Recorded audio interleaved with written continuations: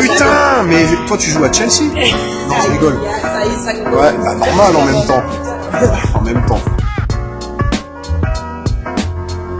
Je peux vous parler de mon parcours. Mon parcours, j'ai commencé en 1994. J'ai acheté mes premiers disques en 94. À cause d'un clip de rap US, putain, je vais pas dire ça. Rap US, ça pue la merde. À cause d'un clip de Lord of the Underground où j'ai vu DJ scratcher dedans. J'ai fait tout mortel, les scratchs et tout. J'étais pas au courant qu'en fait les mecs ils avaient fait du montage et tout, tu vois, qu'ils scratchaient pas en live. Ça m'a fait kiffer. J'ai vu le mec scratcher dans le clip. Donc je me suis dit, vas-y, on va faire DJ. Donc, du coup, j'ai acheté mes premiers vinyles. J'ai commencé, j'étais à Toulon, je suis né en banlieue parisienne. Voilà, pour l'anecdote. Donc je suis pas marseillais, je suis parisien à la base. Enfin, banlieusard. Et après, j'ai fait mes premières armes à Toulon. J'ai fait des soirées pourries à l'époque, des après-midi et tout ça, où on mettait du Method Man et du Redman et autres conneries du style. Et après, j'ai émigré. Je m'en bats les couilles. Et Method Man, c'est Method Man et moi c'est moi en fait. On fait mon interview à moi, pas Method Man. Et après, j'ai immigré sur Marseille. J'ai tapé la cruste dans les trucs et tout ça parce que je venais de Toulon. Banlieusards qui viennent de Toulon à Marseille, c'est compliqué. Je me suis incrusté avec 2-3 groupes et tout pour essayer de gravir les échelons doucement. J'ai fait des trucs avec Troisième Œil, Carré Rouge. Un groupe qui s'appelait Salboss à l'époque qui était issu de la Smala avec Mojo et Mike. Après j'ai rencontré Gel, on a fait Don't Skip DJ, on a travaillé ensemble pendant quelques années. Après on a fait la tournée FF ensemble, la tournée Art de Rue.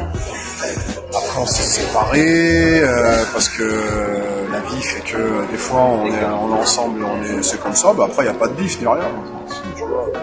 Chacun a fait notre route, on a fait notre route ensemble et puis il fallait qu'à un moment donné chacun évolue de son côté. Après j'ai rencontré d'autres gars parce que j'aime bien travailler en collectif, j'ai fait Dream Music avec Kamel, on a ramené d'autres gars, etc.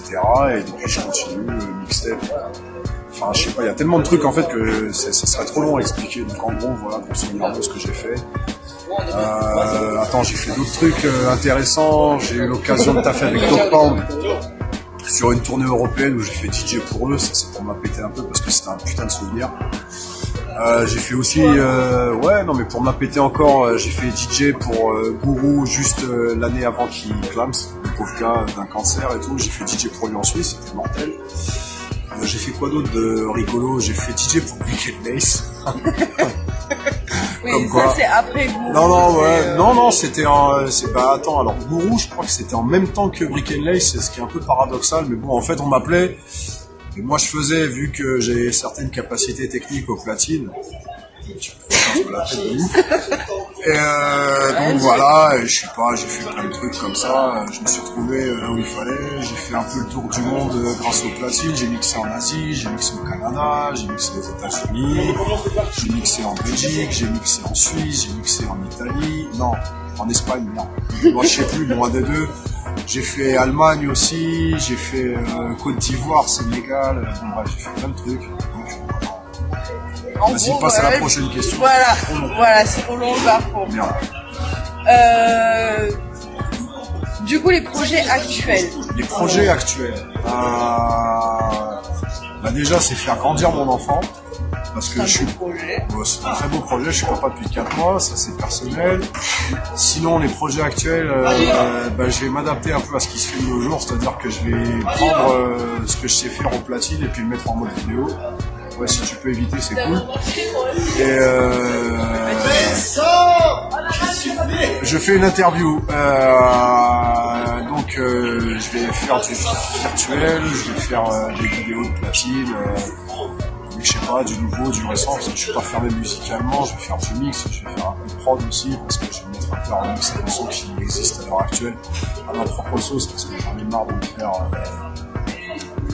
comment dire, c'est pas je me fais spolier si tu veux, mais bon, en fait, je vois que les jeunes, ils sont actifs, et moi, je suis pas assez actif.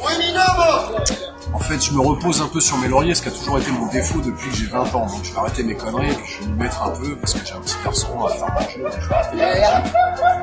Et je vais faire un peu de prod, etc. Voilà. Du coup, il y a des gens qui viennent, je sais pas pourquoi, mais c'est pas grave. Vas-y, enchaîne la question. Tu es une star du truc. Non, surtout pas. J'ai déjà fait des autographes, mais j'ai pas fait exprès. Ta plus belle collaboration à l'heure d'aujourd'hui? Doc Pound.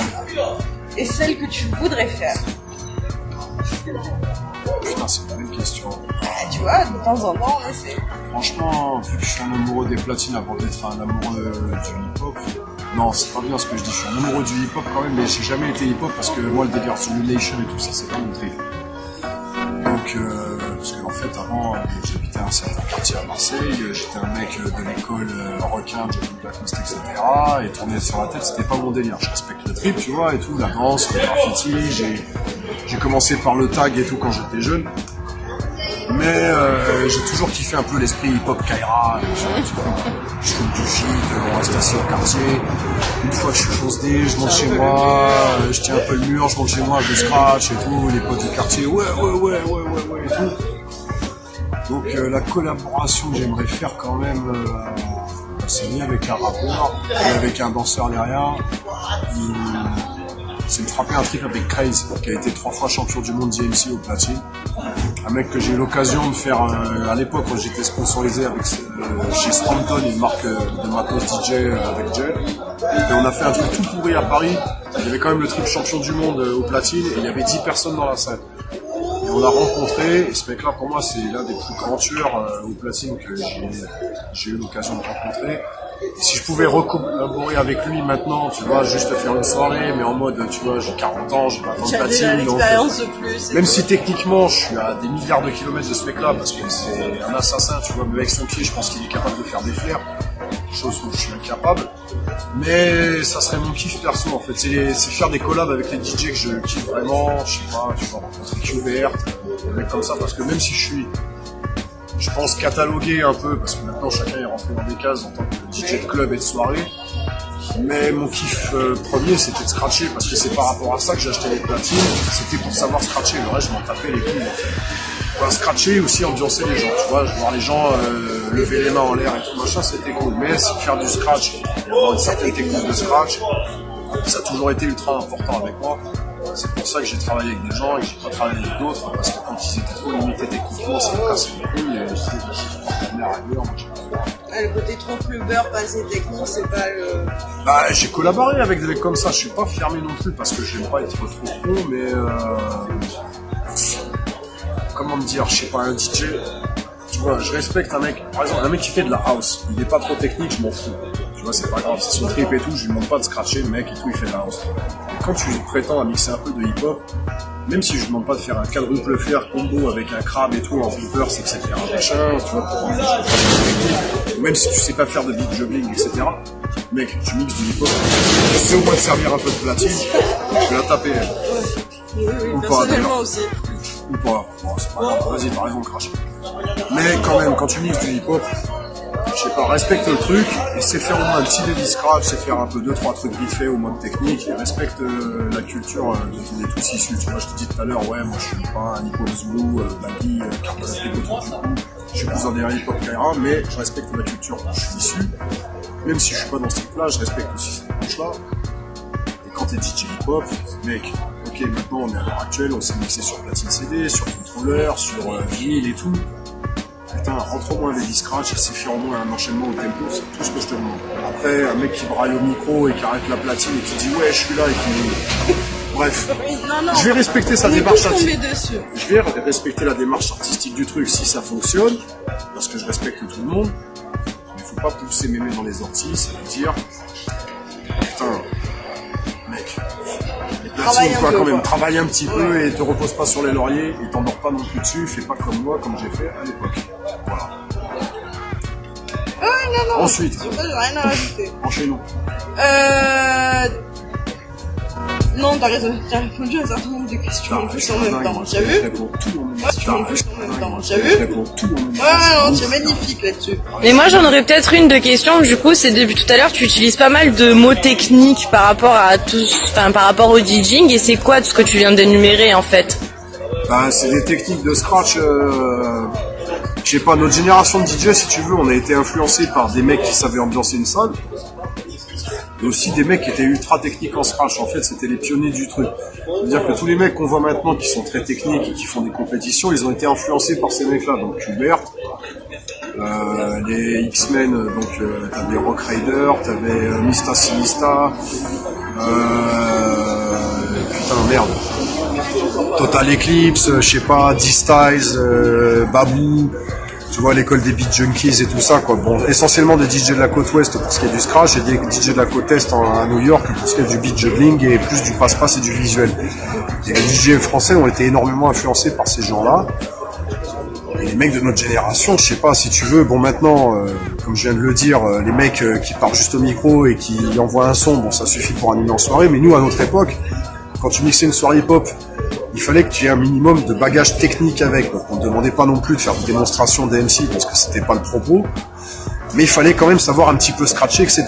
Et vu qu'entre DJ on se chatouillait un peu la bite, tu vois, ah t'es un peu plus fort que moi, ah mais moi je suis un peu meilleur et tout machin, ah mais moi je sais faire ça et toi tu sais faire ci, on se faisait des battles chacun à notre maison, tu vois. Donc, tendu. Et il fallait avoir un bagage technique, tenir la route, faire 2-3 scratchs et tout ça, quoi. Je sais pas, tu vois, t'avais... Comment dire, scratch et tout ça, quoi. Je sais pas, tu vois, t'avais... Comment dire, les DJ en France et tout, on était influencés par ces mecs-là. Il fallait pas prendre le micro, il fallait fermer ta gueule, te mettre au platine et montrer ce que tu savais faire. Donc, t'ambiancer les gens, mais il fallait mixer proprement, faire 2-3 passe-passe, faire 2-3 scratch. Quoi, je sais pas, il y avait un truc à prouver, tu vois. Il y avait un choix de sélection aussi parce qu'à l'époque, un truc super important, on achetait nos disques dans des magasins, donc c'était un investissement personnel au niveau financier. Et c'est aussi un choix personnel au niveau de ce que t'aimais au niveau du son. Bon, maintenant c'est facile, tu vois, moi je suis comme tout le monde, je mixe sur Serato, je vais pas te faire le puriste à 2 balles, ouais, moi je reste sur vinyle, ça va, c'est terminé, on est en 2017, moi aussi j'ai mon MacBook avec 20 000 sons dedans. Mais à l'époque, t'allais dans le magasin de disques, t'avais un budget qui était relativement restreint, donc il fallait que tu rentres dans le magasin, tu dises, bon ok, moi je kiffe ça, mais il faut ça aussi pour faire danser, donc il faut trouver le juste équilibre entre ce qui va faire danser les gens en réseau. Putain, ça y est, je suis devenu parisien, je parle en néerlandais.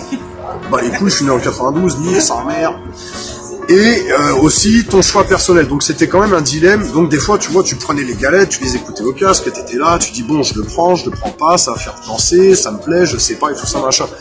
Est-ce que je le prends en double parce que je vais le passe-passer? Non, ça sert à rien parce que c'est un son R&B, donc ça sert à rien de faire du passe-passe sur du R&B, ce qui était mon avis perso. Pourquoi? Parce que si tu veux, le hip-hop se prête à faire du passe-passe, tu vois, je sais pas, t'avais des punch, on dit punchline, putain.